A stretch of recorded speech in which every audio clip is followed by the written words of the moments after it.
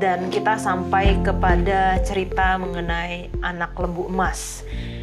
Kita tahu ceritanya, tapi ada detail-detail yang harus kita dalami cerita di dalam Alkitab ini sehingga kita mendapatkan pelajaran-pelajaran mengenai bagaimana kemurtatan dari bangsa Israel dan doa syafaat atau doa perantara dari Musa.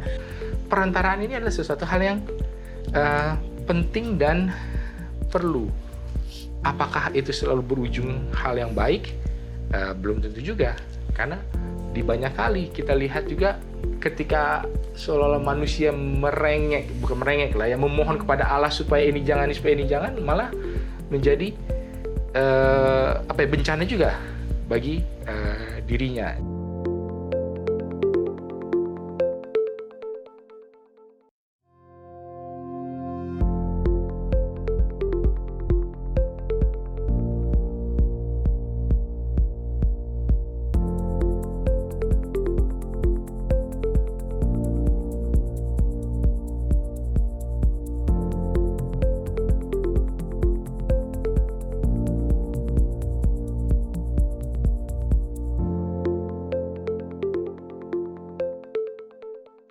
Selamat datang di Diskusi Sekolah Sabat, diskusi pembelajaran Alkitab yang mendalam untuk menguatkan iman kepercayaan kita kepada Tuhan. Senang sekali bisa terus menemani pemirsa sekalian di dalam pembelajaran Sekolah Sabat kita yang sepanjang triwulan ketiga tahun 2025 ini kita membahas Kitab Keluaran. Dan terima kasih juga untuk teman-teman yang sudah hadir. Kita akan berdiskusi bersama-sama dan puji Tuhan Impromptu hadir kembali ya dalam diskusi Sekolah Sabat kita. Kami juga senang untuk dapat menyapa teman-teman yang telah menuliskan di kolom komentar YouTube channel Diskusi Sekolah Sabat. Untuk yang pertama, boleh minta kesediaan dari Bill untuk membacakan. Baik, ada dari saudara Kevin Belaung. Wow, panelis impromptu hadir. Mantap, memang banyak orang muda yang senang belajar pelajaran Sekolah Sabat di tengah-tengah mungkin bosan belajar Sekolah Sabat. Semoga Hope Channel semakin berkembang dan next level dalam memilih panelis yang memudahkan saya, orang awam, untuk mempelajari Sekolah Sabat. Amin. Tuhan memberkati. Lalu dari Manalu, Washington. Shalom semua dan terima kasih buat tim Hope Channel sudah memberi penjelasan yang luar biasa, sehingga semakin memahami pelajaran Sekolah Sabat. Tuhan Yesus memberkati. Amin. Puji Tuhan. Selanjutnya, Yansen. Ya. Yang pertama dari Parulian Sihombing. Amin, terima kasih buat semua partisipan, luar biasa, luas dan dalam penjelasannya, sangat menguatkan iman dan menambah wawasan sekaligus menolong saya dalam memimpin diskusi di jemaat kita TBK. Selanjutnya dari Oktaviani Julia, puji Tuhan, saya sangat bersyukur kepada Tuhan karena masih diberikan kesempatan untuk mengikuti pembahasan Sekolah Sabat setiap minggunya. Dan terima kasih kepada Hope Channel yang sudah menjadi sarana yang membawa berkat. Terima kasih juga Kak Yola dan para narasumber yang menyajikan pelajaran Sekolah Sabat menjadi lebih mudah dipahami bagi saya orang awam. Amin, puji Tuhan. Pendeta Wilson? Baik, yang pertama dari Cecilia Juliana. Amin, terima kasih Pak Pendeta, amat sangat menguatkan dan terberkati. Iman memerlukan ketaatan untuk menanggapi firman-Nya. God bless you all. Lalu kemudian yang kedua dari Linda Sihombing. Puji Tuhan atas segala kasih dan kuasa-Nya, semoga narasumber selalu dalam lindungan-Nya. Lalu yang terakhir dari Willy Sui. Amin, puji Tuhan, terima kasih penjelasannya, diskusi yang sangat-sangat indah, pasti menjadi berkat kepada pendengar semua yang setia mengikuti siaran ini. Salam semua dari Gereja SDA Ulu Dusun Sandakan, Sabah.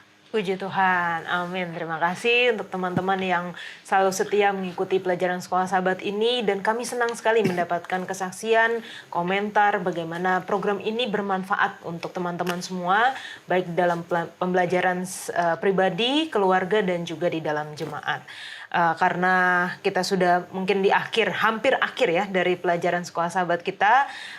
Buku Sekolah Sabat sudah habis stoknya, tapi mungkin bagi teman-teman yang biasanya memang sulit akses kepada buku Sekolah Sabat, mungkin sudah bisa menghubungi nomor call center Hope Channel Indonesia untuk memesan buku Sekolah Sabat triwulan yang baru ya, karena kita sudah hampir di ujung dari pelajaran Sekolah Sabat kita.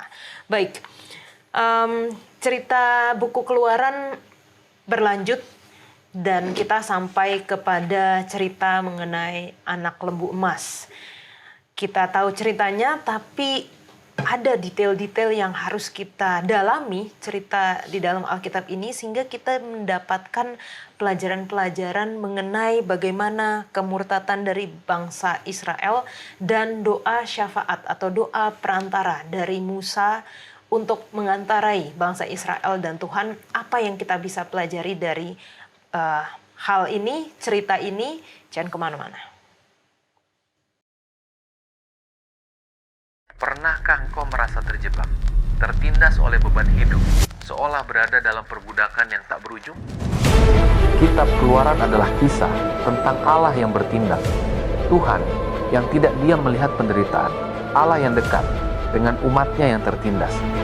Dengan tangannya yang kuat dan penuh belas kasihan, Ia membebaskan mereka. Ia membuka jalan di tengah laut dan memulai perjalanan menuju tanah yang dijanjikan. Lebih dari sekedar kisah pelarian, ini adalah kisah perubahan.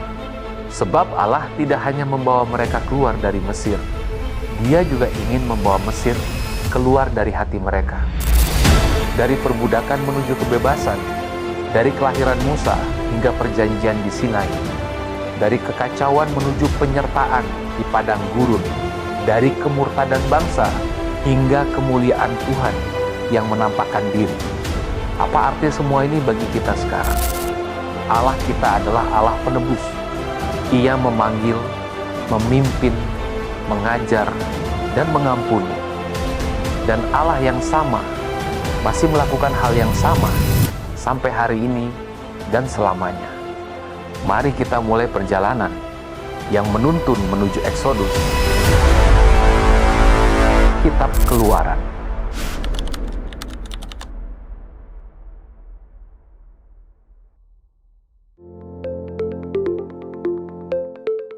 Pelajaran ke-11 dengan judul Kemurtatan dan Syafaat. Ayat hafalannya terdapat di dalam Keluaran 32 ayat 31 dan 32. Lalu kembalilah Musa menghadap Tuhan dan berkata, "Ah, bangsa ini telah berbuat dosa besar, sebab mereka telah membuat Allah emas bagi mereka. Tetapi sekarang kiranya Engkau mengampuni dosa mereka itu, dan jika tidak, hapuskanlah kiranya namaku dari dalam kitab yang telah Kau tulis." Kita akan membuka diskusi kita dengan doa dibawakan oleh Bill. Baik, mari kita bersatu di dalam doa. Bapa di sorga, terima kasih atas kesempatan yang Kau berikan kepada kami untuk dapat mempelajari firman-Mu melalui pelajaran sekolah Sabat. Bapa, kami ini manusia yang lemah, manusia yang terbatas, dan manusia yang penuh dosa. Berikanlah Roh Kudus-Mu kepada kami, supaya kami boleh mengerti firman-Mu ini, kami boleh membagikannya kepada orang lain. Terima kasih Bapa di sorga, dalam nama Tuhan Yesus kami berdoa. Amin. Amin. Terima kasih.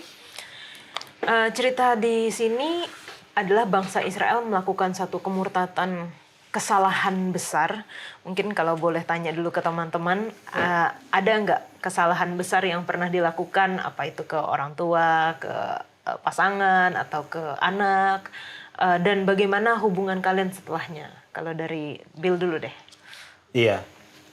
Ya, ini pertanyaannya personal. Tapi saya harap saya tidak pernah melakukan kesalahan yang cukup besar untuk diingat orang lain. Begitu. Ya, tapi kalau boleh saya recall kembali, ya sempat kesalahpahaman lebih tepatnya, bukan kesalahan ya, antara saya dan teman saya waktu saya masih SMA. Dan akibatnya dari kesalahpahaman itu adalah kami masih main tapi nggak ngomong gitu ya. Jadi ada jarak. Nah, setelah setahun kami akhirnya membahas masalah itu, akhirnya udah clear. Oke, Gitu. jadi ada berjarak ya, Ada hubungan jarak, itu ya. iya. Oke, kalau dari Jansen? Ya, saya cukup sering bikin kesalahan ya. Ada satu yang terjadi di usia saya sekitar 18 sampai 23. Itu sebenarnya kesalahan ke diri sendiri ya. Tapi jelas membuat orang tua kecewa, ya, membuat teman dekat juga kecewa. Jadi waktu di usia segitu saya banyak bergumul dengan kemalasan dan kurang baik memanajemen waktu, yang akhirnya berdampak ke berjalannya kehidupan gitu. Tapi akhirnya hubungannya membaik karena orang tua saya, teman dekat saya percaya dengan saya, percaya kalau saya bisa berubah, dan ya hubungannya tetap baik, saya tetap didukung gitu. Amin, puji Tuhan. Neta Wilson? Kalau kesalahan apa ya? Mungkin karena sebagai yang Ini cuma saya yang sudah menikah di sini. Iya. Ya, mungkin dengan istri lah ya. Kalau biasanya kalau masalah dengan istri itu atau dengan pasangan adalah masalah komunikasi, ya kan. Nggak ngabarin, telat nggak bilang-bilang, udah beli makan padahal udah disiapin makan. Pokoknya yang seperti itulah. Jadi ya. Tapi kalau dibilang kesalahan besar, biasanya sih adalah karena memang kita tidak melihat melihat hal yang sama dengan pandangan yang berbeda. Nah, kalau bagi saya, kalau terlambat, ya udah nggak apa-apa, kan gue lagi kerja gitu kan. Tapi kalau mungkin bagi pasangan di rumah, ini gimana, ini udah ditungguin. Nah, mungkin seperti itu. Jadi kalau hubungan selanjutnya, pasti mungkin sama seperti yang tadi Bill bilang ya, awalnya kan ada perang dingin dulu kan, nggak ngomongan dulu kan. Tapi kan yang namanya Alkitab mengatakan, bagaimanakah dua orang itu bisa berjalan bersama, kecuali mereka sudah sepakat. Nah, memang jadi kalau bilang apakah karena cinta, apakah ini, tapi sebenarnya karena sudah sepakat, kita akan jalani terus. Jadi ya udah marahan sebentar, habis itu balik lagi. Gitulah kalau sejauh ini masalahnya seperti itu. Ada yang besar, ada yang kecil, tapi selalu memang lebih kita menekankan bahwa semua itu kan perlu waktu. Jadi kita juga memahami kalau memang lagi marah ya udah. Habis itu lama-lama cair, habis sudah tenang baru Diomongin. Ya direkonsiliasi kembali. Ada hari pendamaiannya. Oke. Dan kalau kita lihat di sini, ya memang pertanyaan personal ya, dan nggak mungkin juga kalau misalnya ada yang punya kesalahan gede banget terus diumbar di sini kan, enggak kan. Tapi kita melihat bangsa Israel di tengah begitu banyak tanda, pengalaman, mujizat yang dahsyat gitu. Mereka masih melakukan satu hal yang out of mind banget gitu.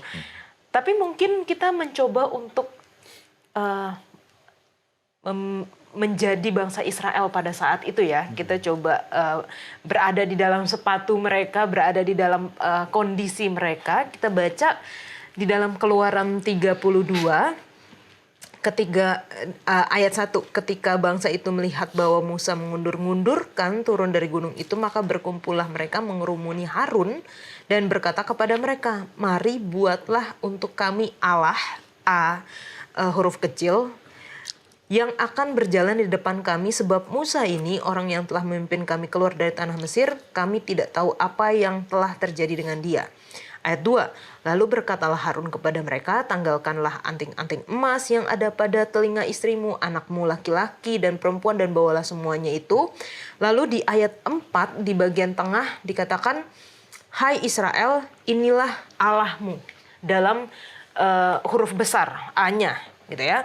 Dan kita melihat di sini bahwa bangsa Israel minta kepada Harun untuk dibuatkan bagi mereka Allah atau ilah bagi mereka, tetapi yang Harun lakukan adalah menunjuk atau membentuk anak lembu dari emas dan mengatakan kepada Israel, inilah Allahmu, artinya Allah yang Tuhan gitu ya. Apakah Harun sedang merujuk anak lembu emas ini sebagai Tuhan, dan kenapa seperti itu, Bill?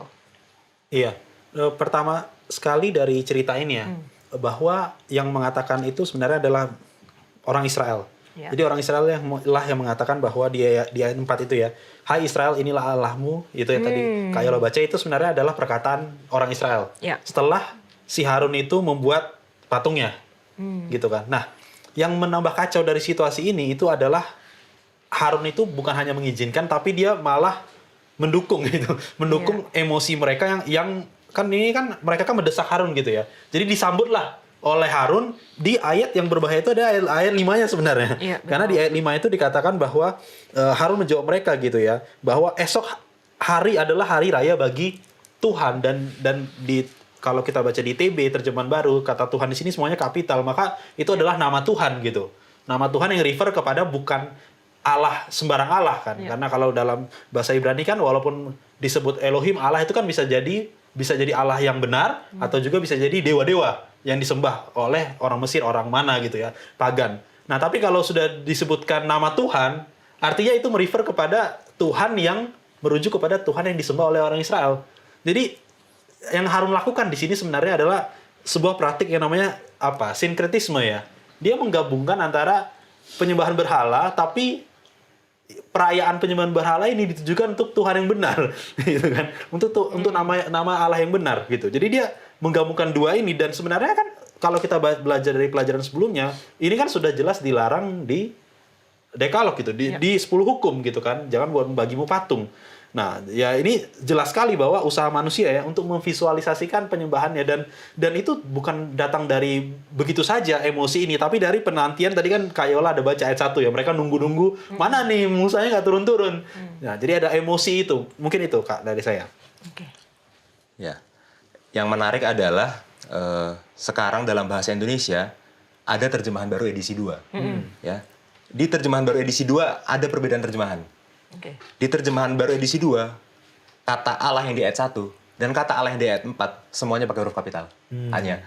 Sementara di terjemahan baru yang awalnya yang biasa kita pakai, yang di ayat 1 pakai A kecil, yang di ayat 4 pakai A kapital ya. Jadi terjemahan baru edisi 2 membuat lebih jelas kalau ini merujuk kepada Tuhan yang benar dengan A besar, gitu ya. Dan jelas ini merujuk kepada Tuhan yang benar, merujuk kepada Adonai Yod-Heh-Vah-Veh Yahweh ya. Karena dari narasinya dikatakan bahwa ini adalah Allah yang menuntun keluar dari tanah Mesir. Iya. Dan di pasal-pasal sebelumnya jelas yang menuntun keluar dari tanah Mesir itu adalah Tuhan yang benar itu, gitu. Seperti yang tadi dibilang sama Bill ya, kenapa ini bisa terjadi? Ya, saya rasa itu kelemahan kita juga ya di era sekarang. Kita itu nggak bisa percaya kalau nggak ada bukti yang kasat mata, ya kan? Jadi seakan-akan no pick hoax gitu kan, no pick hoax. Padahal sejauh sampai kita belajar sekarang ya di kitab Keluaran, Tuhan itu maunya dipercaya, bukan dilihat. Itulah kenapa nanti sampai akhirnya Tuhan nggak pernah memperlihatkan diri dalam wujud kemuliaannya. Ya, artinya kita juga harus belajar untuk percaya meskipun kita nggak melihat. Ya, definisi iman kan gitu ya, kata surat Ibrani. Itu sih. Oke. Neta Wilson. Ya ada beberapa hal sih. Yang pertama mungkin kita perlu pahami bahwa baik itu huruf besar kah huruf kecil kah itu sebenarnya tidak masalah karena katanya sama. Ini kan kata yang dipakai baik dalam bahasa Indonesia, bahasa Inggris, bahasa Ibrani pun dipakailah Elohim. Nah, yang menarik kalau sebenarnya di ayat yang keempat, kalau di dalam bahasa Indonesianya itu kan Allahmu, ya kan? Tapi kalau di dalam kalimat ininya itu plural. Jadi menarik juga. Ini sebenarnya Allah yang dibilang nih Allah yang pluralnya, apa yang singularnya atau yang bagaimananya. Terus tapi jelas ketika dibilang di ayat yang ke-5 ya, ini bilang hari raya bagi Tuhan. Nah, itu baru beneran YHWH itu. Lalu kalau kita melihat sebenarnya bagi bangsa Israel ini, orang kan mungkin sering bertanya-tanya kenapa sih bangsa Israel ini mudah sekali berpaling, apalagi sudah melihat banyak mujizat. Seperti yang tadi Yola bilang, ketika kita memasukkan kita di dalam diri bangsa Israel, kita harus pahami bahwa pada zaman itu mujizat itu bukan suatu hal yang spesial. Hal-hal yang supranatural itu adalah modus operandinya.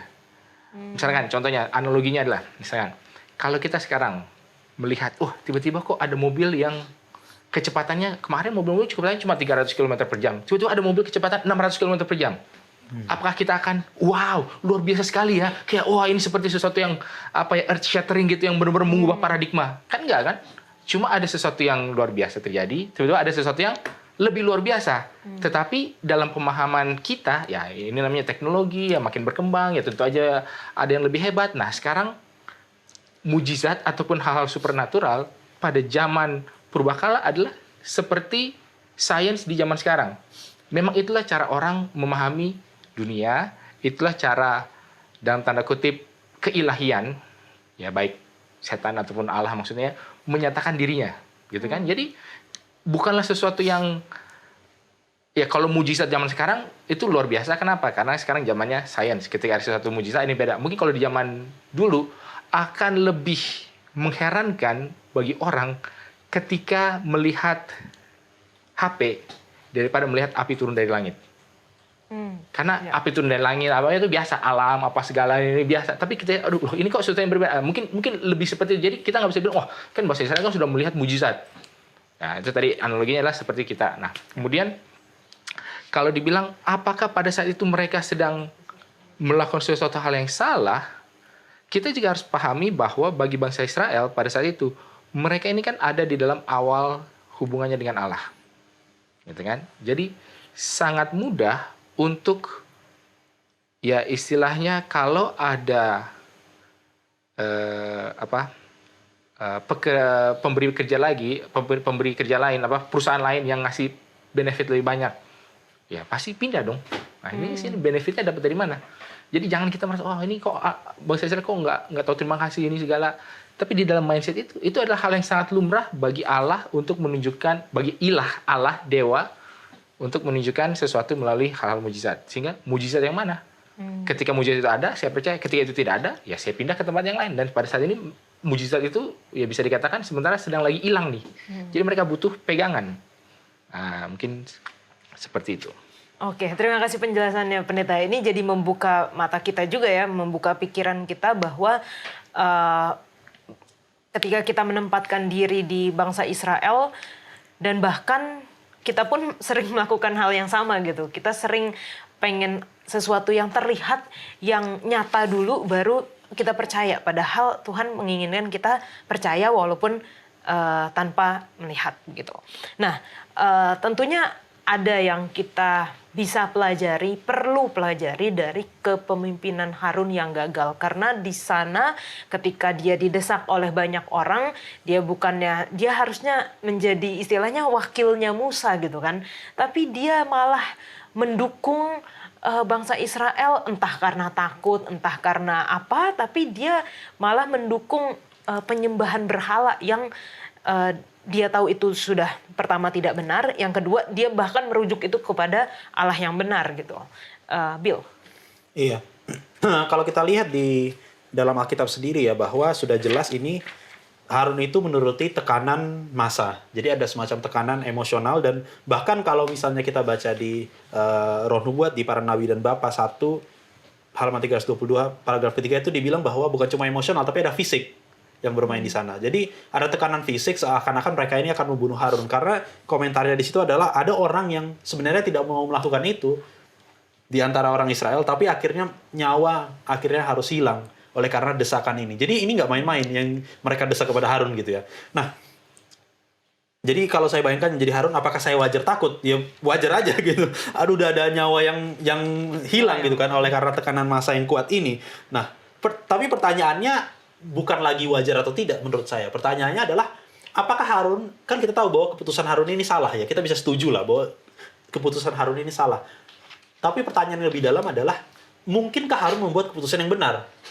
Maksudnya seperti ini. Tadi kita sudah melihat latar belakangnya ya. Orang Israel ini tinggal dijajah 400 tahun gitu. Mereka nggak memelihara hari Sabat. Mereka nggak tahu mana yang benar dan yang salah. Dan tadi pendeta juga bilang mereka ini masih dari awal relationship mereka dengan Tuhan.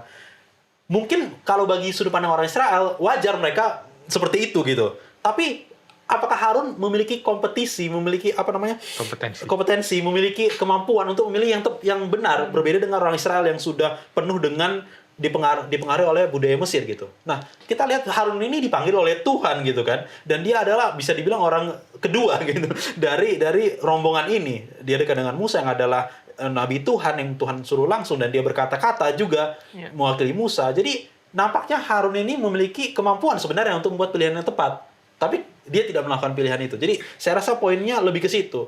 Seandainya Harun ini tidak tahu bahwa itu salah, dia yang menurut saya sebagai manusia wajar saja karena dia tidak tahu itu salah, tapi dia tahu itu salah dan dia masih melakukan itu. Dan itu pelajaran yang penting sekali menurut saya di era sekarang ya, tahu dan tidak tahu, dan keputusan apa yang kita buat, mungkin itu. Iya. Berbicara tentang ini ya, ancaman pembunuhan, saya jadi teringat ke pelajaran sebelumnya. Di Keluaran 17, Musa itu mengalami ancaman pembunuhan. Di peristiwa umat Israel mencobai Tuhan di Masa dan Meriba, Keluaran 17 ayat 4 dikatakan, lalu Musa berseru-seru kepada Tuhan, katanya, apa yang akan kulakukan pada bangsa ini? Sebentar lagi mereka akan melempari aku dengan batu. Jadi Musa takut akan dilempar batu oleh bangsa Israel, takut dibunuh. Tapi apa yang disuruh Tuhan di ayat 5? Berfirmanlah Tuhan kepada Musa, berjalanlah di depan bangsa itu. Dia mau dilempar batu, tapi disuruh jalan di depan. Itu seakan ngasih diri. Udah, lemparin aja aku. Tapi nyatanya dia nggak dilempar kan? Karena Tuhan masih pegang kendali. Ya, dan itu yang nggak bisa dilakukan oleh Harun ya. Kalaupun Harun akhirnya merasa, oh aku nggak bisa memimpin bangsa ini dengan baik, sebenarnya kuncinya ada di Musa. Dan Musa udah bilang di Keluaran 24 ayat 14, tunggu aku kembali. Harusnya yang Harun lakukan adalah, Musa bilang tunggu, ya tunggu. Kita akan lihat dia kembali. Udah, itu aja. Ya. Memang susah untuk berjalan sendiri gitu ya. Tapi bukan cuma Harun yang mengalami itu kan. Musa udah merasakan bagaimana rasanya berjalan sendiri. Musa udah merasakan bagaimana diancam pembunuhan. Dan Musa berhasil tetap benar meskipun dia sendiri. Ya. Harun di situ gagal ya. Tapi untuk sedikit mengimbangkan pembahasan, ya, kita punya contoh juga kok orang yang gagal berjalan sendiri. Contohnya Elia. Waktu Elia sendirian, Elia patah hati juga ya. Jadi artinya, ya masing-masing orang punya ketahanan mental yang berbeda-beda ya. Kalau dibandingkan Musa, Harun memang tidak sekuat Musa. Tapi kalau dibilang apakah itu manusiawi takut berjalan sendiri, ya ada contohnya juga kok. Gitu. Yang penting kita, pelajarannya adalah kita berani benar meskipun sendiri. Itu aja bagi kita. Oke. Pendeta Wilson. Mungkin kita bisa bandingkan juga kepada satu tokoh yang lain, yaitu kepada Raja Saul. Kan mirip juga kan? Kan dibilang bahwa Samuel sudah mengatakan, tunggu aku akan datang, aku yang akan memberikan persembahan kan. Tapi Saulnya kan nggak mau.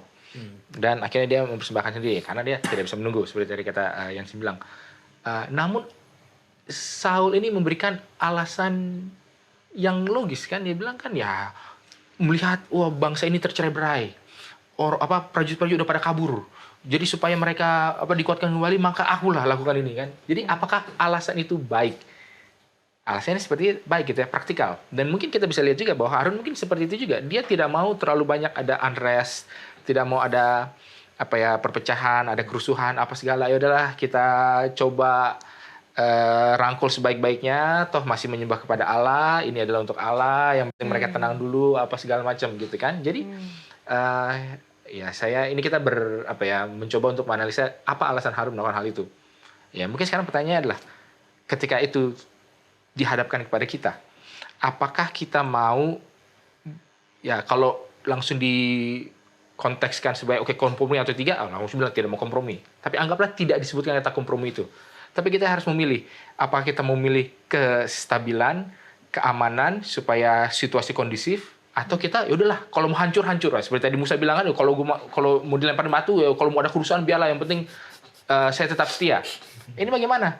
Jadi jangan langsung di framing kompromi atau tidak. Kalau udah ngomong kompromi pasti jawabannya adalah tidak. Tapi kalau anggaplah itu tidak ada framing kompromi, nah sekarang ada masalah ini seperti apa? Bagaimana? Nah, ternyata tetap ya udah kalau memang itu mau hancur karena pelanggaran akan firman Allah, ya sudah biarkanlah hancur. Itu mungkin menjadi satu posisi yang penting juga. Jadi kalau kita bilang apakah Harun takut akan nyawanya sendiri, mungkin kita terlalu merendahkan Harun. Wah, dia pengecut. Mungkin dia berpikir, kasihan, kalau begini mereka bisa saling bunuh, mereka bisa pada kabur semua, supaya tenang dulu, okelah, ini dulu.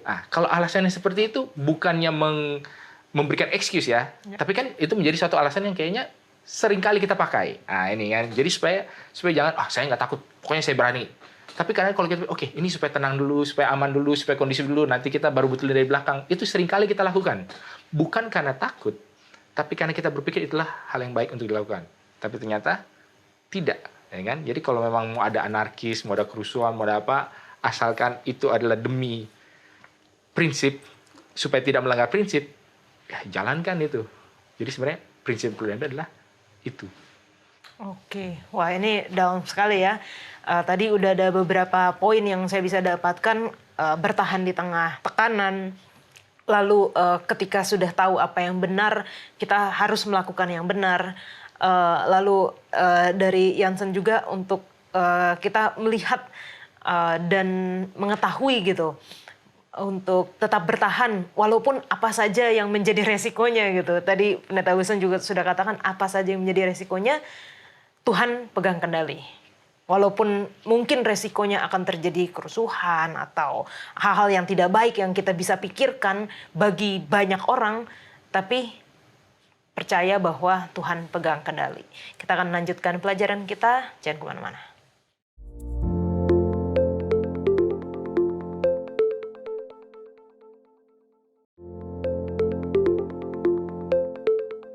kita menyembah Tuhan karena Tuhan adalah pencipta kita. Maka menjadi tidak masuk akal ketika kita menyembah berhala yang merupakan ciptaan manusia. Jadi oke, kita menyembah Tuhan karena Tuhanlah yang menciptakan kita. Tapi kalau misalnya kita yang menciptakan berhala, masa kita menjadi penyembah atas apa yang kita ciptakan gitu.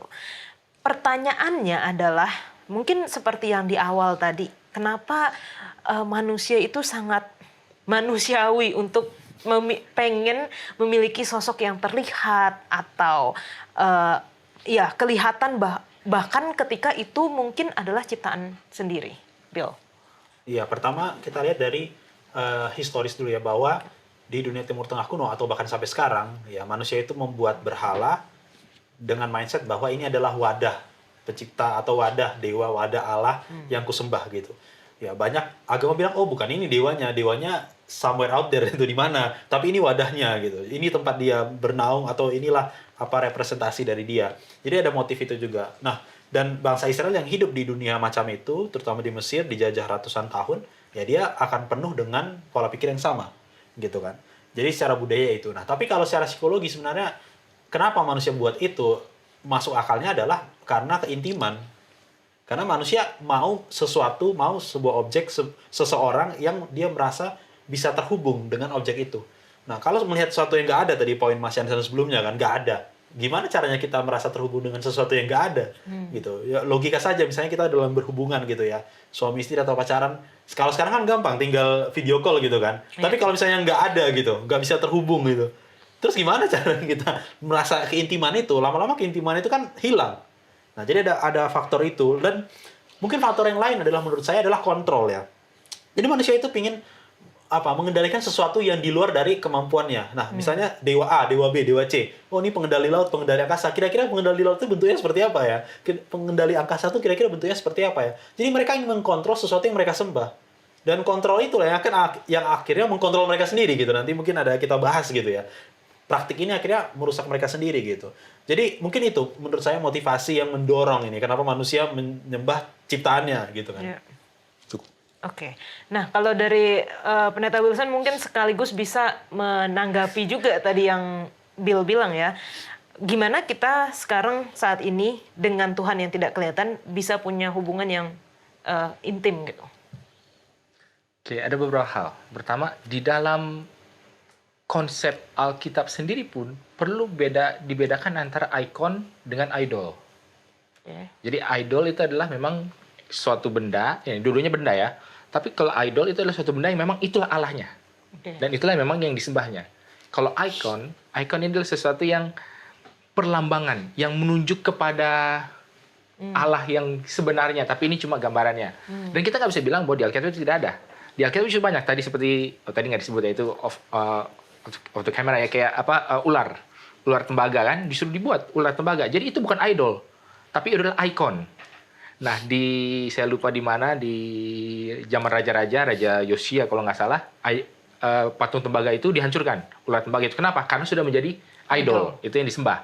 Itu jadi memiliki sebuah representasi itu sebenarnya apakah itu adalah sebuah hal yang salah? Tidak, karena Alkitab sendiri pun memberikan beberapa representasi seperti tabernakel. Lalu kemudian ada yang paling yang paling sucinya tutup pendamaian dengan tabut perjanjian. Apakah itu bukan sesuatu yang buatan manusia lalu seolah-olah disembah? Ada kemiripan tapi beda fungsinya. Nah, cuma itu memberikan sebuah jawaban terhadap keinginan manusia untuk punya sebuah arahan, sebuah cantolan, sebuah gambaran. Nah, yang menarik adalah bahwa Allahnya di dalam konsep kekristenan itu tidaklah direpresentasikan dengan apapun, baik itu binatang atau apa, tapi disebutkan sebagai logos atau firman. Jadi apa? Bagaimana kita bisa membuatkan firman? Apakah nanti kita buat dalam gulungan kitab, terus gulungan kitab yang kita sembah? Secara harfiah tidak. Walaupun secara praktek iya. Apa yang dilakukan? Hukumnya yang disembah. Bukan Allah sang pemberi hukum gitu kan, makanya begitu ketat ini. Jadi memang ada suatu kerinduan manusia untuk memiliki hal-hal yang demikian, dan itu tidak bisa kita pungkiri. Dan mungkin salah satu penyebabnya adalah karena memang manusia itu diciptakan dalam gambar dan rupa Allah. Sehingga ya kalau ada seorang penulis terkenal yang mengatakan bahwa manusia itu punya a God shaped hole gitu kan di dalam dirinya gitu yang memang harus diisi dengan sesuatu. Nah, tinggal pertanyaannya kita isi dengan apa? Dan ketika hal yang mengisi itu apakah kita anggap mereka sebagai idol atau sebagai ikon atau apa?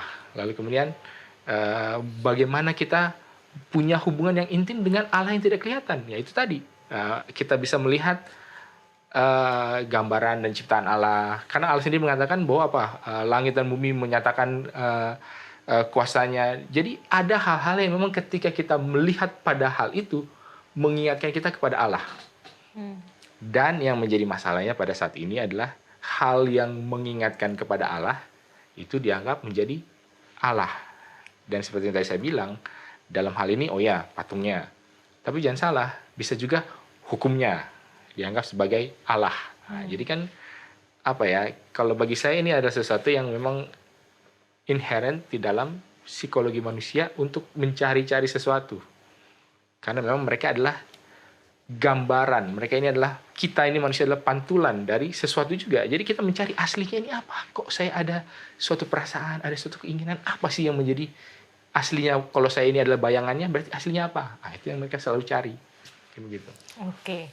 Dan tadi Pendeta Wilson katakan, dan saya rasakan juga ya, bagaimana ada sesuatu di dalam hati yang nggak bisa kayaknya akan selalu kosong, kecuali itu diisi oleh Tuhan gitu. Dan bagaimana caranya kita bisa memulai hubungan dengan Tuhan, salah satunya dengan firman-Nya. Dan kita sudah pelajari juga di pelajaran yang lalu mengenai kemah suci, bagaimana ketiga hal perabot yang ada di bilik suci, yaitu meja roti sajian, lalu kaki dian dan juga mesbah ukupan, itu melambangkan bagaimana ketiga hal itu dapat menumbuhkan hubungan kita dengan Tuhan. Oke, selanjutnya buku Sekolah Sahabat kita menyatakan bahwa penyembahan berhala itu merusak diri sendiri. Nah, kenapa seperti ini? Mungkin bisa dijelaskan, Bill. Iya, setiap kali ya manusia itu mau menyembah sesuatu yang bukan Allah, gitu ya. Ia sebenarnya sedang merusak dirinya sendiri. Nah, dia sedang menukar kemuliaan Allah dengan sesuatu yang kosong. Dan kalau kita lihat ya di Perjanjian Lama, saya mau mengutip satu dari Mazmur ya, Mazmur 115 ayat 4 sampai 8. Saya akan bacakan secara cepat ya. Dikatakan demikian, berhala-hala mereka adalah perak dan emas, buatan tangan manusia. Mempunyai mulut tetapi tidak dapat berkata-kata, mempunyai mata tapi tidak dapat melihat, mempunyai telinga tetapi tidak mendengar, mempunyai hidung tetapi tidak dapat mencium, mempunyai tangan tetapi tidak dapat meraba-raba, mempunyai kaki tetapi tidak dapat berjalan, dan tidak dapat memberi suara dengan kerongkongannya. Lalu kita pikir, berarti as long as berhala saya itu bisa mencium, bisa melihat, berarti itu bukan berhala gitu kan. Nah, kita kadang-kadang membuat argumen itu, tapi sudah jelas konsepnya adalah berhala itu prioritas lebih tinggi dibandingkan Allah yang benar. Nah, apapun prioritas dalam hidup kita, mau itu patung kayak, mau itu orang kayak, mau itu konsep, ideologi di atas Tuhan, kita sedang melakukan penyembahan berhala, dan itu sudah sangat jelas di dalam Alkitab. Nah, yang terjadi adalah apa yang terjadi kepada orang-orang yang demikian gitu kan. Di ayat 8-nya dari Mazmur 115 tadi, saya berhenti di ayat 7, ayat 8-nya, seperti itulah jadinya orang-orang yang membuatnya, dan semua orang yang percaya kepadanya. Apa jadinya? Jadinya orang itu apa? Punya mata tapi tidak bisa melihat, tidak bisa mencium, maksudnya itu secara rohani apa? Buta rohani, tumpul indera semua, dia nggak bisa bedakan lagi mana yang benar, mana yang salah, nggak tahu bahwa dia dalam kondisi yang salah. Ketika kita memprioritaskan sesuatu di atas Tuhan, indera rohani kita itu hilang. Dan itulah maksudnya merusak dirinya sendiri. Mungkin itu dari saya. Iya. Waktu bangsa Israel menyembah berhala, secara literal bangsa Israel memang merusak dirinya sendiri. Ini terlihat di bahasa Ibraninya ya. Keluaran 32 ayat 6 dikatakan, Vayashkimu, maka mereka bangkit, mimacharat, keesokan harinya, Vaya'alu, maka mereka naik, olot itu korban bakaran, Vayagisu,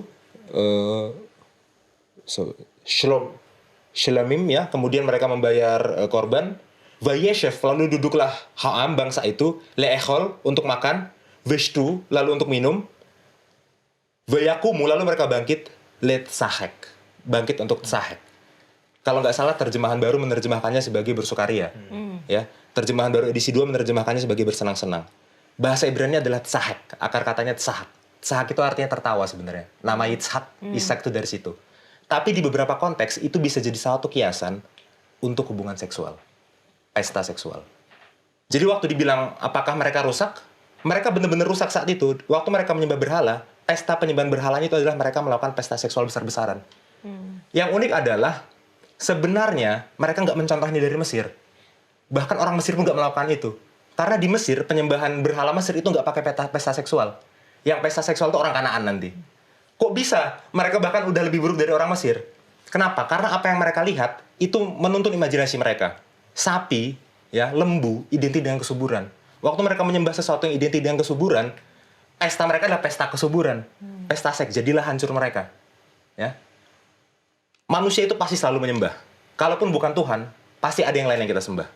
Waktu kita menyembah Tuhan, kita adalah gambaran rupa Allah. Artinya apa? Uang, seks, kekuasaan, semuanya tunduk digunakan dengan baik sesuai kehendak Allah. Tapi waktu kita menyembah uang, uangnya akan disalahgunakan dan mengontrol kita. Waktu kita menyembah seks, seksnya akan disalahgunakan dan akhirnya mengontrol kita. Begitu juga dengan kekuasaan. Ya, jadi apapun yang melebihi Tuhan pasti akhirnya akan mengontrol kita. Kita jangan pikir hanya tentang diri kita sendiri. Mereka sendiri sudah melakukan pesta seks di situ. Ya, makanya nanti akhirnya sampai di suatu titik di perjanjian baru, Paulus bilang di surat Kolose, keserakahan adalah penyembahan berhala. Sampai di titik itu. Oke, nah ini pelajaran yang luar biasa ya. Gimana ketika kita mungkin berpikir nggak ada masalah gitu. Kalau di zaman sekarang kita nggak ngelihat berhalanya secara langsung, tapi ketika kita melakukan atau kita memiliki sesuatu prioritas yang di atas Tuhan, maka itu tadi Yansen sudah katakan itu bisa mengontrol kita, disalahgunakan dan akhirnya mengontrol kita. Kita harus lanjut lagi ke selanjutnya ya. Di Keluaran 32 ayat 11 sampai 14 di situ dikatakan bahwa seakan Musa lebih panjang sabar, berlimpah kasih setia dan bahkan membuat Tuhan menyesal karena malapetaka yang dirancangkannya atas umatnya. Apa sebenarnya kata-kata atau doa syafaat Musa di sini? Yansen, silakan. Iya, mungkin nanti kita akan bahas doa syafaat Musa ya. Sekarang mungkin kita bahas tentang Tuhannya dulu ya. Apakah benar Tuhan itu panjang sabar? Karena di sini dia mau marah dan mau memusnahkan. Iya. Ya. Maaf ya. Gini, Alkitab itu jelas bilang bahwa Tuhan itu menyukai keadilan, membenci kejahatan, ya. Dan kejahatan itu pasti melukai ciptaannya Tuhan. Sekurang-kurangnya, kalaupun kejahatannya itu berkaitan dengan diri sendiri, itu akan menyakiti diri sendiri. Sekurang-kurangnya begitu. Waktu orang Israel menyembah patung lembu emas, kejahatan mereka menyakiti diri mereka sendiri. Sampai di titik akhirnya mereka melakukan pesta seks, gitu ya. Artinya apa? Masakan Tuhan melihat ciptaannya sendiri yang dia kasihi, akhirnya tersakiti, masakan Tuhan gak marah? Justru kemarahan Tuhan adalah sebenarnya karena kasih, gitu kan? Ya, itulah yang disebut kemarahan yang benar. Itulah kenapa dalam ratapan 32 sampai 33 dikatakan Tuhan itu tidak menghukum dengan rela. Kalau dalam bahasa Ibrani milibo, mim dari lev itu hati, libo itu hatinya. Tuhan tidak menghukum dari hatinya. Jadi di sini waktu Tuhan terlihat marah dan akhirnya Musa terlihat lebih sabar, jangan dipikir oh Tuhan ini senang merasakan kepuasan waktu menghukum. Enggak, Tuhan tuh nggak menghukum dengan sukarela dari hatinya. Sebenarnya Tuhan sedih sekali waktu dia menghukum. Tapi bagaimanapun harus dihukum. Karena Tuhan melihat dengan kasih, umat ciptaannya sudah tersakiti dengan pelanggaran itu. Ya, yang pada akhirnya Tuhan tuh pasti menjalankan keadilan. Kasih dan keadilan berjalan bersama-sama. Itu sih yang bisa saya tambahkan. Mungkin yang menarik adalah kita harus bertanya-tanya, apakah memang ketika hukuman itu dijatuhkan, itu adalah sesuatu yang salah dan adalah sesuatu yang tidak baik. Misalnya ketika ada sebuah bagian tubuh gitu kan, kalau dia sakit penyakit kusta kah, diabetes kah, apakah udah gangren gitu kan, udah membusuk. Kita mau, gimana nih, sayang kita kasih, kita elus-elus, kita sayang, kita kompres apa segala macam. Ya kalau sudah mau mati, terus apa? Kita mau dipotong atau tidak?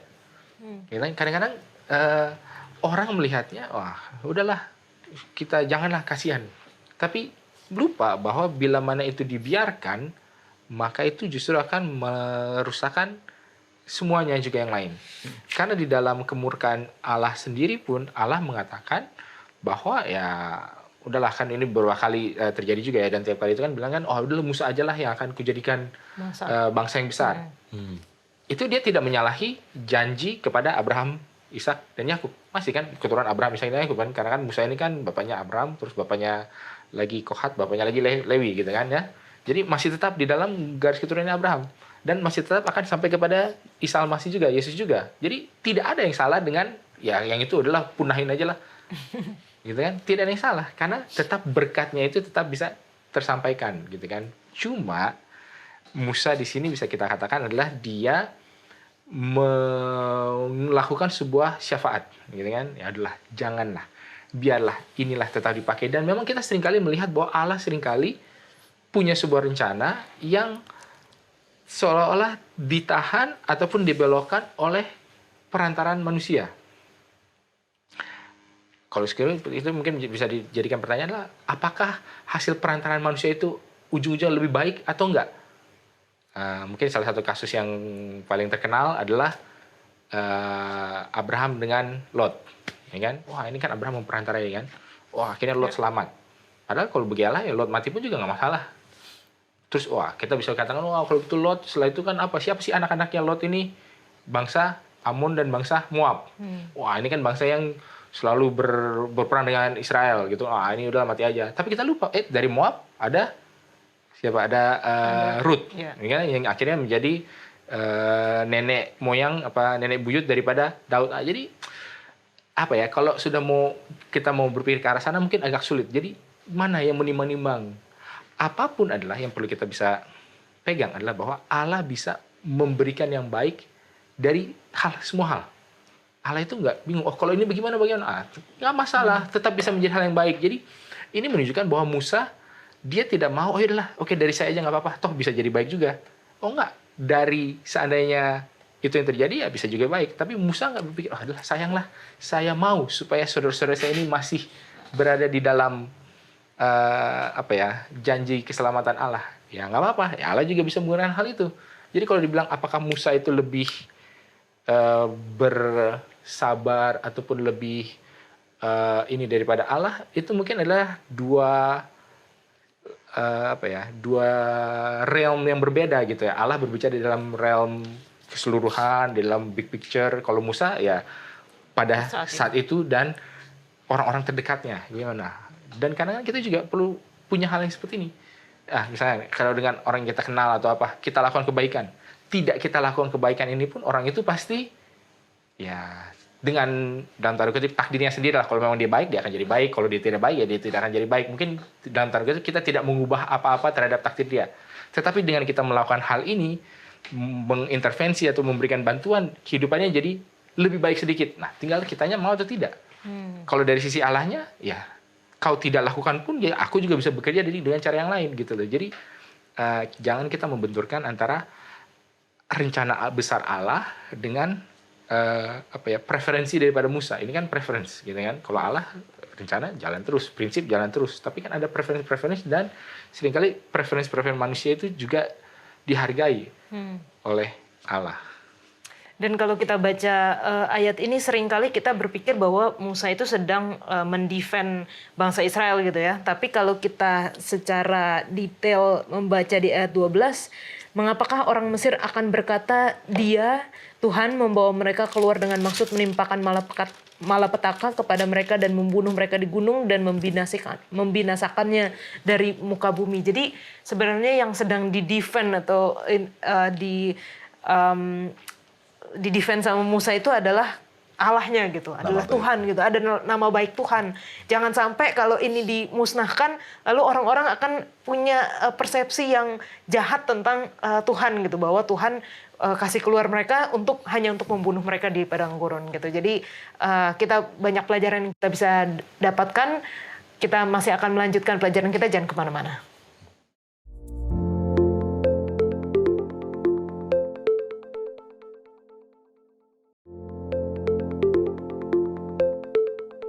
Keluaran 32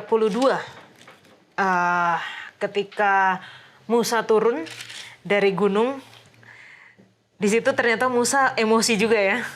Sampai dikatakan bangkitlah amarah Musa, dilemparkannyalah kedua loh itu dari tangannya, dipecahkan pada kaki gunung, lalu diambil anak lembu, dibakar dengan api, digiling sampai halus, ditaburkan ke atas air, disuruh minum oleh orang Israel.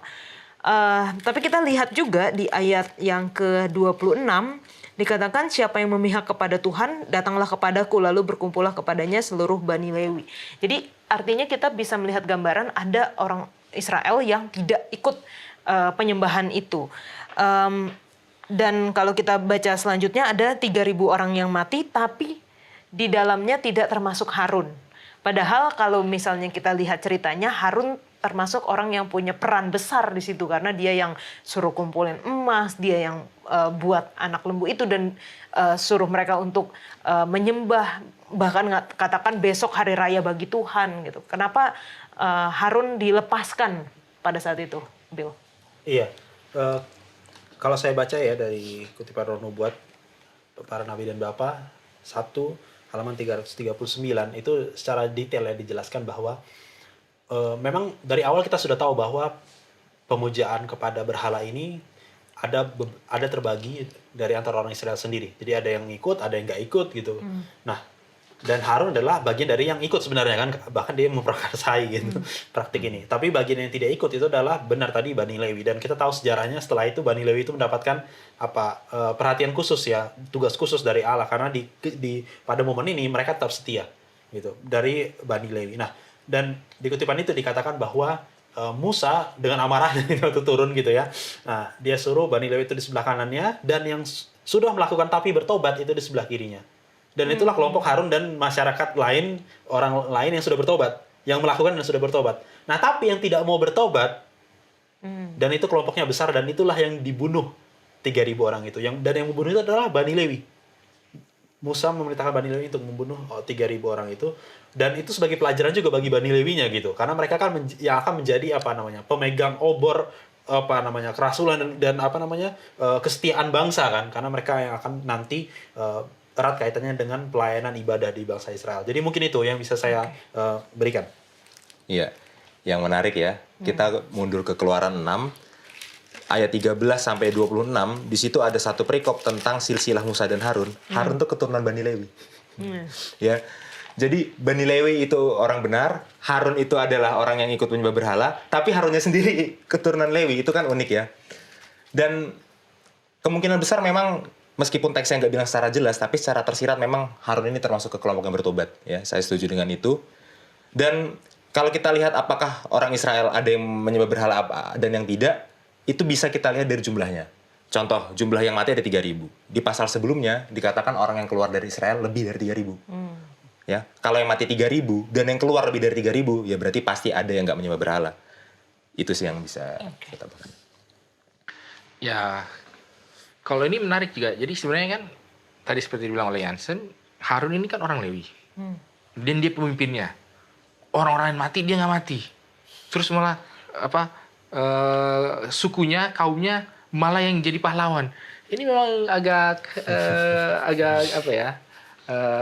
ironis juga, walaupun tidak bisa kita pungkiri bahwa memang Musa ya, karena Harun dari Lewi, ya Musa pun juga dari Lewi. Jadi memang orang Lewi ini ada sedikit lebih keterikatan dengan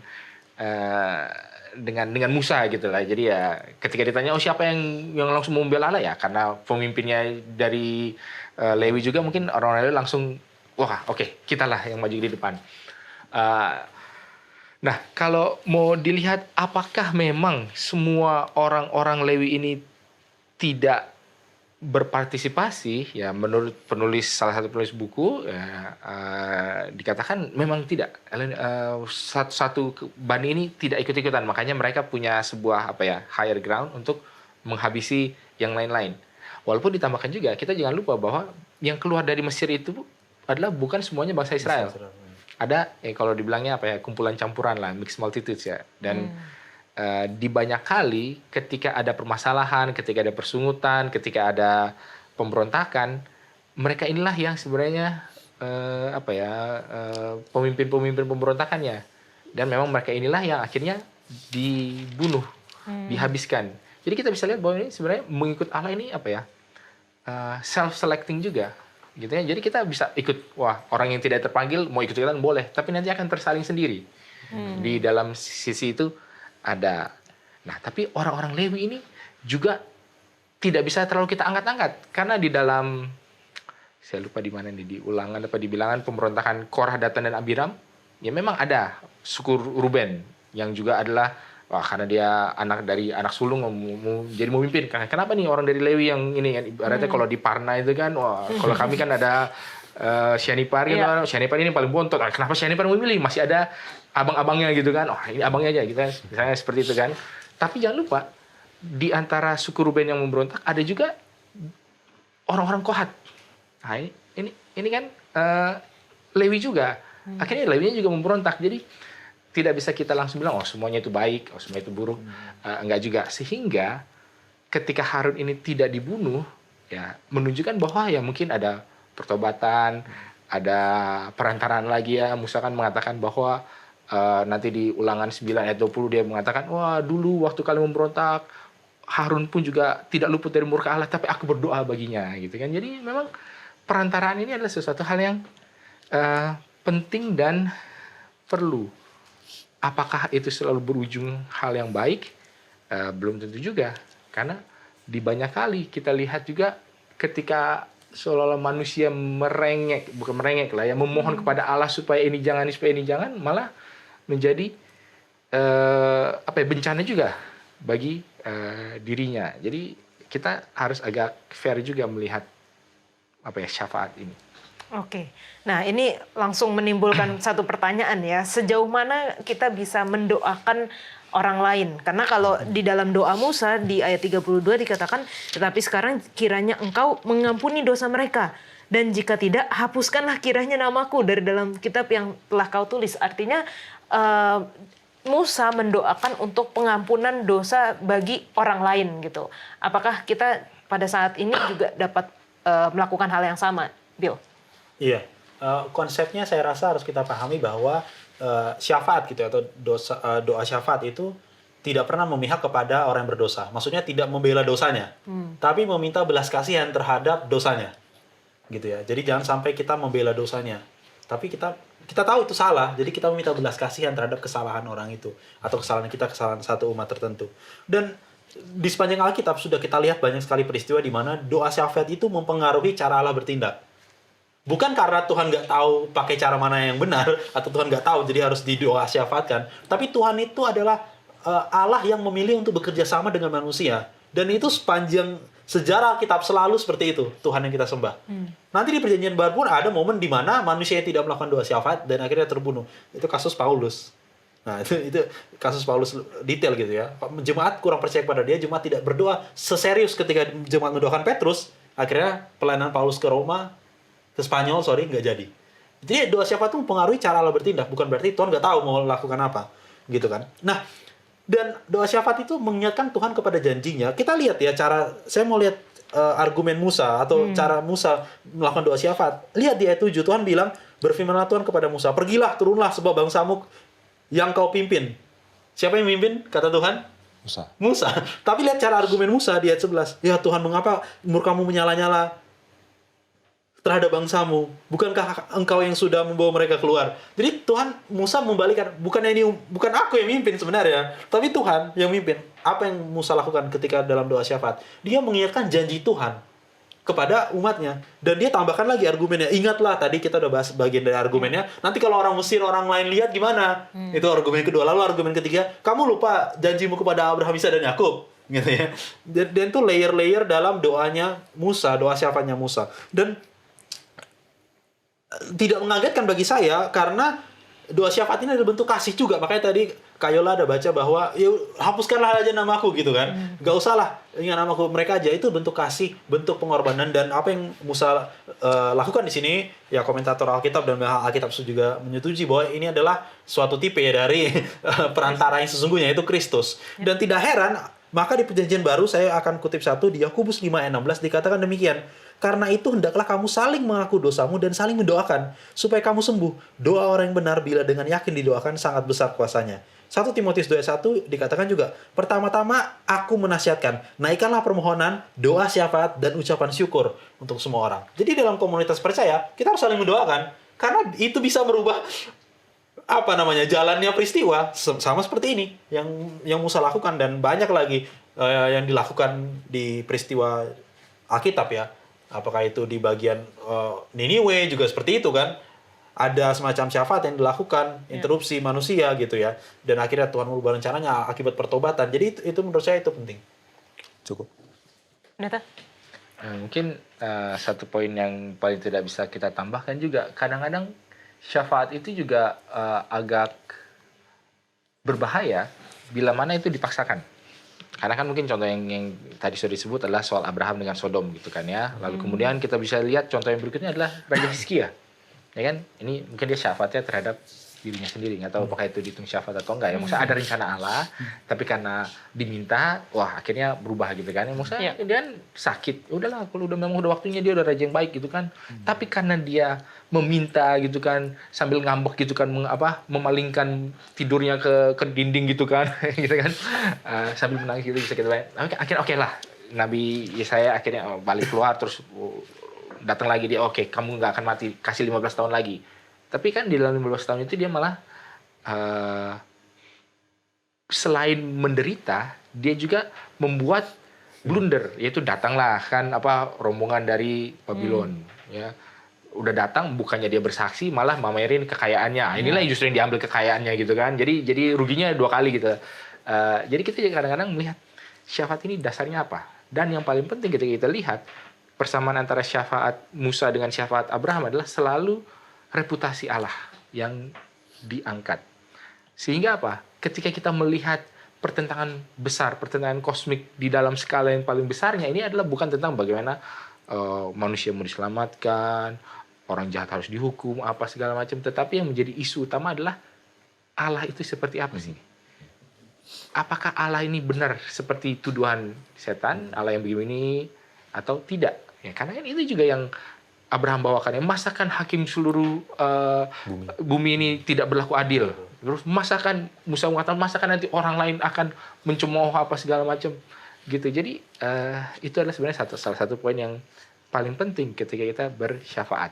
Bukan semata-mata aduh dia kasihan gitu kan, sama seperti Samuel kepada Saul, aduh Saul ini kasihan, jangan ditolak lah dia menangis semalaman juga kan. Nggak bisa juga gitu. Jadi bukan alasan yang tepat. Jadi syafaat itu harus ada alasannya apa, dan pada saat ini alasan yang Musa sampaikan adalah alasan yang tepat dan yang memang kena kepada kenapa ini harus diterima.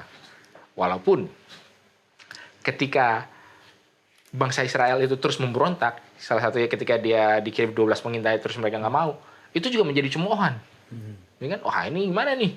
Ternyata bangsanya sendiri itu nggak mau menurut kepada Allah. Artinya dibinasakan jadi cemoohan, diampuni jadi cemoohan juga. Jadi ya kita harus lihat semua secara gambaran besar dan case by case-nya mungkin. Oke. Dan kita mempelajari ya dalam pelajaran pekan ini bagaimana pentingnya kita mendoakan orang lain gitu. Di dalam doa syafaat atau doa perantara mendoakan orang lain, seperti tadi yang Pendeta Wilson katakan, mungkin ketika kita mendoakan atau tidak mendoakan, Tuhan bisa punya cara terhadap orang tersebut gitu. Tetapi ketika kita punya andil di dalam situ, saya yakin kita dikuatkan juga gitu. Ketika kita mendoakan orang lain, kita ada manfaatnya juga, ada berkatnya bagi diri kita sendiri ketika kita mendoakan orang lain di luar dari apa yang kita minta atau apa yang kita doakan terhadap orang tersebut. Oke, ini karena waktunya terbatas, sangat singkat sekali. Mungkin Pendeta Wilson boleh berikan kesimpulan untuk pelajaran kita pekan ini, kemurtatan dan syafaat. Ya, mungkin kita bisa simpulkan adalah bahwa ketika suatu kesalahan itu terjadi, pasti ada bukan mengatakan ini menjadi excuse ya, tapi pasti ada alasannya, pasti ada pemicunya, pasti ada sesuatu yang membuat ini terjadi. Kita nggak bilang bahwa karena ada pemicunya berarti itu dibolehkan, enggak. Tapi ketika kita menyadari hal itu, ada beberapa pelajaran yang bisa kita ambil. Bagaimana kita bereaksi ketika itu terjadi pada diri kita, apakah pemicu-pemicu ini bisa dihilangkan, apakah bisa dicegah. Jadi mungkin itu satu hal. Lalu kemudian ketika itu sudah terjadi, apa yang perlu dilakukan? Kita lihat bahwa Musa itu langsung bergerak cepat, gitu kan? Oh, langsung dia secara decisive mengatakan, ini siapa yang pertama-tama ya lembu emasnya itu dihancurkan apa segala. Lalu dia bilang, oke, siapa yang masih mengikut Tuhan ke sini, siapa yang enggak ke sini. Lalu ketika sudah terjadi, berarti yang masih mau berontak langsung dimusnahkan. Jadi perlu ada tindakan yang decisive dari seorang pemimpin. Lalu kemudian syafaat juga, oke, setelah paling tidak yang biang kerok yang memang udah nggak bisa bertobatnya ini sudah dalam tanda kutip disingkirkan, dibinasakan, sekarang perlu ada syafaat. Bagaimana gimana supaya bangsa ini, supaya orang-orang ini, supaya lingkungan ini, supaya komunitas ini tetap bisa kembali dipulihkan di dalam suatu hubungan yang walaupun mungkin tidak sama seperti sebelumnya, tetapi paling tidak udah masuk kembali di dalam rencana ataupun hubungan covenant relationship, hubungan perjanjian dengan Allah. Dan itulah yang terjadi berulang-ulang dalam berbagai skala bagi diri Musa ini. Makanya Musa ini benar-benar seorang yang bisa menjadi sebuah teladan bagi kita dan juga tentunya menuju kepada Kristus tentunya. Baik, terima kasih Pendeta Wilson, Bill dan juga Hansen.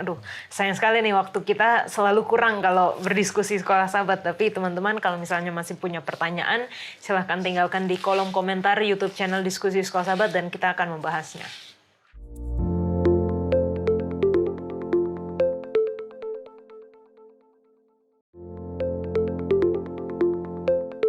Saat ini kita masuk dalam sesi tanya jawab bersama dengan Pendeta Alberto Tulelesi. Terima kasih Pendeta untuk kesediaannya menjawab pertanyaan dari teman-teman yang telah menuliskan di kolom komentar YouTube channel Diskusi Sekolah Sabat. Untuk yang pertama datang dari Bapak Manalu Washington. Ini sudah beberapa kali menanyakan pertanyaan di Sekolah Sabat ya Pendeta. Pertanyaan, dalam Keluaran 16 ayat 29 dikatakan tidak boleh keluar dari tempat masing-masing pada hari Sabat. Lantas kenapa sekarang ini kita harus ke gereja? Bolehkah kita tinggal di rumah saja pada hari Sabat? Thank you. Oke, baik, terima kasih. Terima kasih Kak Yola. Kak Yola boleh baca dulu Keluaran 16 ayat 29. Perhatikanlah, Tuhan telah memberikan Sabat itu kepadamu. Itulah sebabnya pada hari ke-6 Ia memberikan kepadamu roti untuk 2 hari. Tinggallah kamu di tempatmu masing-masing. Seorang pun tidak boleh keluar dari tempatnya pada hari ke-7 itu. Baik, terima kasih Kak Yola. Ini kenapa jadi dia nggak boleh keluar? Coba Lukas 4 ayat 16, Kak Yola boleh baca. Lukas 4 ayat 16. Lukas 4 ayat yang ke-16. Karena pertanyaannya berarti hari Sabat nggak boleh dong ke gereja. Ia datang ke Nazaret, tempat ia dibesarkan, dan menurut kebiasaannya pada hari Sabat, ia masuk ke rumah ibadat, lalu berdiri hendak membaca dari Alkitab. Baik, terima kasih. Berarti sebetulnya konteksnya Keluaran 16 ayat 29 tidak melarang orang untuk pergi keluar dari rumahnya. Apa sih yang terjadi? Karena Yesus di dalam Lukas 4 ayat 16, Yesus pun pergi ke rumah ibadat pada hari Sabat. Apa sih yang terjadi? Kita lihat ayat 27 dan 28 yang mendahului Keluaran 16 ayat 29. Ayat 27 dan 28 dikatakan, tetapi ketika pada hari ke-7 ada dari bangsa itu yang keluar memungutnya, tidaklah mereka mendapatnya. Sebab itu Tuhan berfirman kepada Musa, berapa lama lagi kamu menolak mengikuti segala perintahku dan hukumku? Baik, terima kasih. Jadi ini kan masalah mana bahwa nanti dari hari Minggu, hari pertama sampai ke hari yang ke-5, masing-masing dapat ambil per hari. Tapi di hari yang ke-6, di dalam Keluaran 16 itu, di hari yang ke-6, Tuhan akan kasih double porsinya. Karena itu hari Jumat, hari persiapan menjelang Sabat. Supaya di hari Sabat kamu istirahat, nggak lagi mungut-mungut, nggak perlu itu keluar karena nggak ada lagi di luar, nggak akan ada karena turunnya hanya di hari Jumat 2 porsi lipat kali ganda di hari Jumat. Tapi masih aja ada yang bandung, ada yang nakal ada yang tidak mau mentaati perintah Tuhan. Ayat 27, tetapi ketika hari ke-7 ada dari bangsa itu yang keluar memungutnya. Jadi dilarangnya adalah keluar untuk memungut mana. Konteksnya itu. Terima kasih. Baik, terima kasih Pak Pendeta untuk jawabannya. Pertanyaan selanjutnya datang dari Rosalind Sungah. Shalom, saya ada pertanyaan mengenai gereja. Gereja tempat saya berbakti di Urapi. Apakah boleh makan dan minum di gereja? Dari Lahat Datu, Sabah, Malaysia.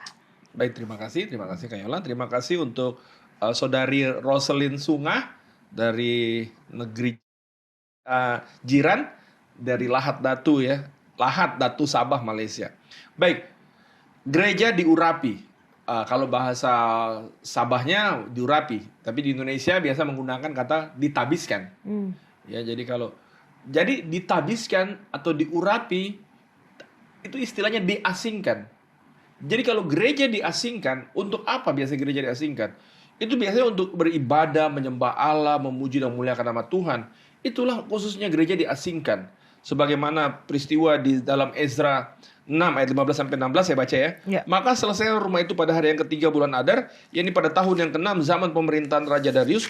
Maka orang Israel, para imam, orang-orang Lewi dan orang-orang lain yang pulang dari pembuangan merayakan pentabisan rumah Allah ini dengan sukaria. Jadi artinya demikian juga waktu Salomo mentabiskan bait suci. Jadi ini dikhususkan, diasingkan untuk menyembah Allah, untuk berdoa, memuliakan Allah, untuk persekutuan umat-umat Tuhan zaman sekarang ini. Ingat ya, rumah Allah pada zaman dulu maksudnya adalah Ka'bah ya, di mana ada korban disembelih. Tapi kalau kita sekarang rumah doa, di mana kita akan berdoa di sana. Nah, sama juga prinsipnya ketika itu diasingkan untuk Tuhan, maka diperuntukkanlah untuk itu. Kalau memang diasingkan untuk ibadah, maka diperuntukkanlah untuk ibadah. Tapi bukan berarti ketika kita haus dan tidak, maksudnya membutuhkan air untuk diminum, apalagi sang pembicara, bukan berarti sama sekali nggak boleh. Maksudnya makan dan minum dalam pemahaman bahwa itu tidak ada dalam kegiatan ibadah, tapi hanya untuk makan dan minum, untuk itu bukan untuk itu diasingkannya. Tapi kalau misalnya kita butuh air ketika kita dalam ibadah itu, tidak ada masalah untuk minum itu. Dalam konteks bahwa ini digunakan untuk peribadatan. Itulah kira-kira. Terima kasih Kak Yola. Baik, terima kasih Pak Pendeta untuk jawaban-jawabannya. Dan kita melihat juga cerita di dalam Keluaran bagaimana setelah selesai kemah suci itu dibuat, diurapi juga ya, ditabiskan juga ya, diasingkan juga ya, bahkan sampai ke imam-imamnya juga. Ya, terima kasih Pak Pendeta.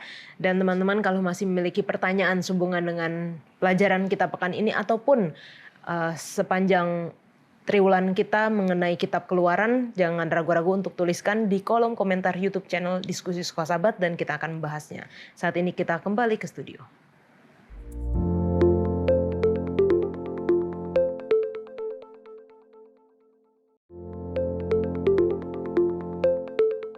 Kita akan menutup diskusi kita dengan doa. Kita minta Pendeta Wilson untuk berdoa. Baik, mari kita bersatu dalam doa. Ya Tuhan, Bapa kami dalam kerajaan sorga, kami bersyukur ya Tuhan, di tengah segala kesibukan kami, masih ada waktu kami bersekutu dengan Engkau, di dalam diskusi pelajaran sekolah sahabat ini, mengenai bagaimana ada kemurtatan, bagaimana juga ada syafaat yang dapat dilakukan. Biarlah apa yang menjadi pengalaman daripada bangsa Israel, dan juga para pemimpinnya, Musa dan Harun, boleh menjadi sesuatu yang dapat kami terapkan dalam kehidupan kami boleh mengambil hal yang baik, dan kami boleh belajar dari hal yang buruknya ini Tuhan. Bila Kau boleh berserta dengan seluruh pemirsa dimanapun dan kapanpun yang menyaksikan, biarlah mereka juga boleh terus memahami bahwa Allah adalah Allah yang penuh kasih, tetapi Allah juga Allah yang tegas dalam menghadapi dosa. Biarlah itu boleh menjadi kekuatan bagi kami dalam kami menjalani hari-hari kami. Beserta dengan kami semua, dalam Yesus kami berdoa. Amin. Amin. Terima kasih Pendeta Wilson, Bill dan Jansen sudah berdiskusi bersama. Kiranya pelajaran ini mengingatkan kita, karena banyak sekali poin-poin pelajaran yang kita bisa dapatkan dari cerita ini, tapi di atas dari segalanya betapa besarnya, luasnya, tingginya, dalamnya kasih Allah kepada kita, walaupun itu tidak menghilangkan konsekuensi dari kesalahan-kesalahan yang kita buat. Kiranya kita dapat menghidupkan pelajaran kita pekan ini, dan kita akan bertemu di pelajaran selanjutnya. Tuhan Yesus memberkati.